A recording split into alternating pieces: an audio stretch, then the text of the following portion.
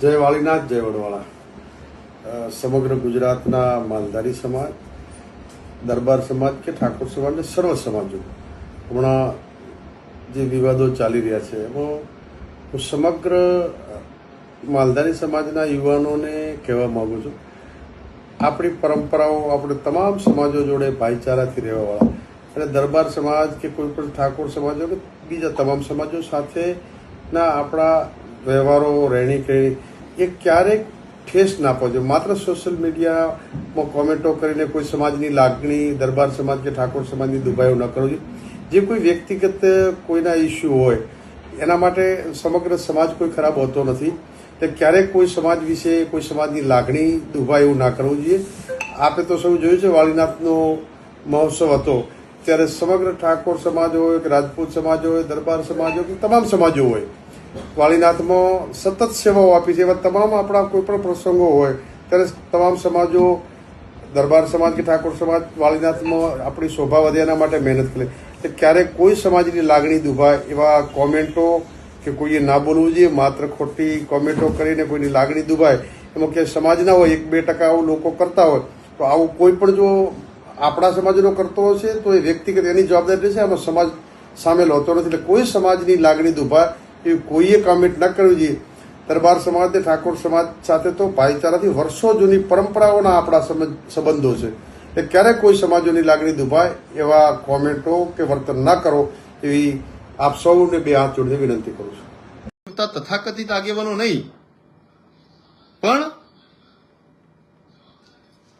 જેમને સમાજમાં કઈ યોગદાન આપ્યું છે, આર્થિક ઘસારો વેઠ્યો છે, શિક્ષણની જ્યોત પ્રગટાવી છે, સમયનું યોગદાન આપ્યું છે, પોતાની ભર જુવાની જેમને સમાજમાં યોગમી છે એવા જવાબદાર આગેવાનો જે સરપંચ હતા, પૂર્વ સરપંચ હતા, ડેલિગેટો હતા, અથવા તો ગોળના પ્રમુખો હતા, અથવા તો કોઈ મેવાસી મોઘાદાર ગામના સજ્જન વડીલો હતા, અથવા કર્મચારી અથવા કોઈ બુદ્ધિજીવી વિદ્વાન વ્યક્તિઓ હતા, એવા બધા વડીલો, એ બધા વડીલોએ નિર્ણય લીધો અને પછી અચાનક જ સોશિયલ મીડિયાના માધ્યમથી એ મામા શકુનીની મેં પ્રેસ જોઈ, એમનું નિવેદન જોયું અને ત્યારબાદ મારા સમાજના મોભી આગેવાનોની 2-3 જણાની પ્રતિક્રિયા જોઈ અને એ વખતે મને ધ્રાસકો હોળાહોળ વાપી ગયો. અંતરથી કઈ રિએક્ટ ના કરી શક્યું, કારણ કે આ વજ્રઘાત હતો મારી ક્ષત્રિય સમાજ, મારી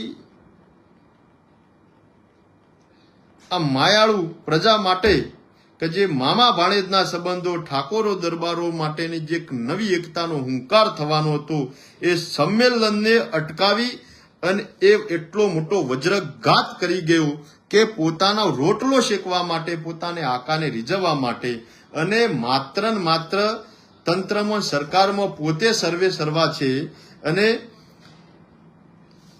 આટલા વ્યક્તિઓને સસ્પેન્ડ કરાવી અને શ્રેય લેવાનો, શિરપાવ લેવાની જે હવસ એનામાં હતી, એટલે એટલું બધું અધમ્મ પ્રાપ્ત ને એટલો જઘન્ય અપરાધ ને એટલો મોટો વજ્રઘાત આ ઠાકોર દરબાર સમાજની મામા ભાણેજના સંબંધને, એકતાને ખંડિત કરવા માટેનો કુઠારો ઘાત એ મામા શકુની કરી ગયો. એ પોતાની ગેલસામાં, પોતાની લાલચામાં, પોતાની સ્વાર્થમાં એ સમાજનું એટલું મોટું અહિત કરી ગયું કે જેની કોઈ કલ્પના નથી, જેનો કોઈ સીમાડા નથી. પણ હવે એ વ્યક્તિને બાજુમાં રાખી બાકીના આગેવાન તો મારા આગેવાન હતા, સમાજના આગેવાન હતા, પ્રામાણિક આગેવાનો હતા. પણ પરિસ્થિતિ એવી થઈ કે એ તો કળા કરીને નીકળી ગયા, પણ પછી સામાજિક આગેવાનો ઉપર સોશિયલ મીડિયામાં, વોટ્સએપ, ઇન્સ્ટાગ્રામ ઉપર